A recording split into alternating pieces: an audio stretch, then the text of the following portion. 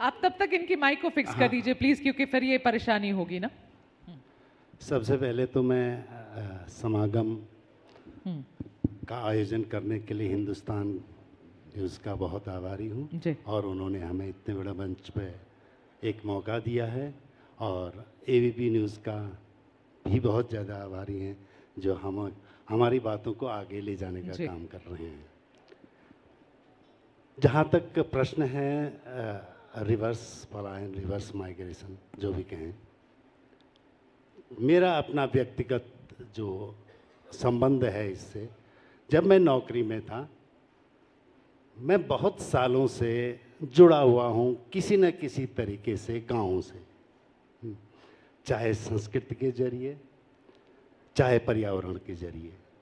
और संस्कृति के जरिए हमने हल्द्वानी में एक हम महोत्सव करते हैं हर साल अक्टूबर नवंबर में, जोहार महोत्सव के नाम से। उसमें हम सारे पहाड़ के कल्चर का ज़ोर शोर से प्रदर्शन करते हैं। वहाँ की रहन सहन, वहाँ की कलाकृतियाँ, वहाँ के हैंडीक्राफ्ट, वहाँ के उत्पाद और भी तमाम चीज़ें, और कई आर्टिस्ट जो छुपे हैं उनका प्रदर्शन, ये सारी चीज़ें हल्द्वानी में रहती हैं 3 दिनों के लिए हमेशा। इससे बहुत सक्रिय रूप से जुड़ा रहा मैं। और उसके साथ साथ हम एक गेल पातल 5 और 6 जून को हर वर्ष गेल पातल के नाम से एक आयोजन करते हैं, जो पर्यावरण चिंतन करने वालों और लोगों को पर्यावरण के प्रति जागरूक करने के लिए हर साल हर गांव में हम लोग प्लांटेशन करने, जागरूक करने हर नए गांव में जाते हैं, प्लांट्स लगाते हैं, उसकी मेंटेनेंस को देखते हैं और वहाँ पे कार्यक्रम आयोजित करते हैं जो पर्यावरण से संबंधित हो, बड़े अच्छे तरीके से, और लोगों का मनोरंजन भी करते हैं पर्यावरण के विषय पर ही। तो इसीलिए मैं जुड़ा हूँ पहाड़ों से। हाँ, तो आपकी कहानी थोड़ी हटके है कि आप हमेशा ही जुड़े रहे।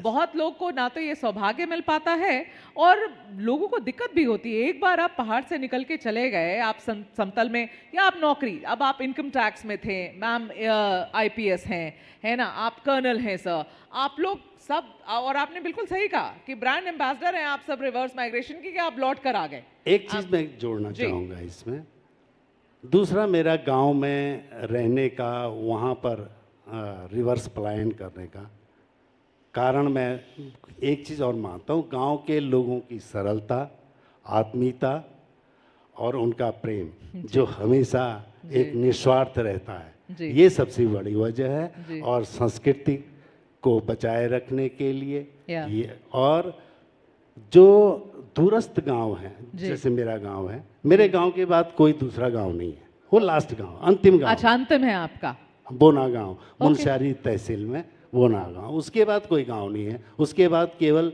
हिम शिखर। तो वहाँ पे भी अभी लोग करीबन 250 परिवार निवास करते हैं निरंतर।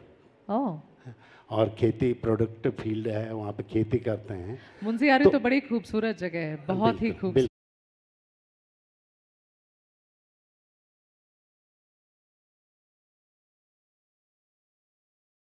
वहाँ पे खेती करते हैं। मुनस्यारी तो बड़ी खूबसूरत जगह है, बहुत ही खूबसूरत है।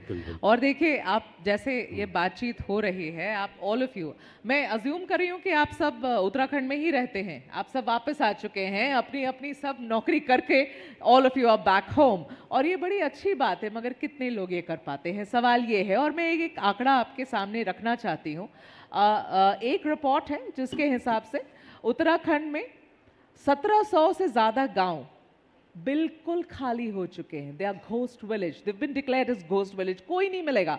ऐसे 2-3 गांव, मैं पिछले बार जब यहाँ टूर कर रही थी तो हम 2-3 गांव सब देखने गए, what does it mean for a ghost village, क्या होता है ये घोस्ट विलेज, कोई नहीं दिखेगा, घर खाली, ताला बंद, कोई आदमी नहीं।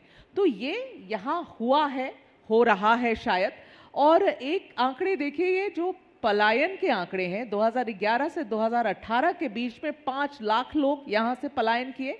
2018 से 22 के बीच में हर साल 84,000 people are leaving their households यहाँ पर। अब ये सरकारी आंकड़े तो थोड़े अलग हैं, लेकिन बुनियादी सवाल क्या है यहाँ पर कि अगर, और जैसे मैंने खुद टूर किया और समझा कि ये क्यों हो रहा है, बहुत छोटी छोटी बातें बोली उन लोगों ने। मैं हर्षल में थी, ऊपर, इतने ऊपर रीचेस पे, हर्षल पे, वहाँ एक मार्केट भी ठीक से नहीं है कि आप कुछ जाकर खरीद लो। वहाँ के लोगों ने क्या बोला कि मैडम हमें एक स्कूल, एक अच्छा सा स्कूल और एक अच्छा अस्पताल, बस ये दिलवा दो। मुझे बोला कि मुख्यमंत्री जी से मिलिएगा तो बोलिएगा कि हमें ये दो दिलवा दें, क्योंकि जिससे मान लीजिए कैंसर हो गया किसी को, वो बेचारा पहाड़ से उतरकर सिर्फ अपने कीमो के लिए कहाँ जा रहा है, तो वो वहीं जाके रह जाएगा। उसका पूरा घर ही शिफ्ट कर गया नीचे, मजबूरी में शिफ्ट किया। बेसिक बुनियादी चीजें नहीं है। मेरा सवाल आप लोगों से ये है कि आप लोगों को लगता है कि ये जो प्रॉब्लम है, इसे सरकार बहुत हद तक कंट्रोल कर सकती है, ठीक कर सकती है, और लोग मजबूर ना हो इसके लिए काम कर सकती है? देखिए, आपने बहुत ही अच्छा सवाल उठाया है। मैं अभी जब देहरादून आ रहा था तो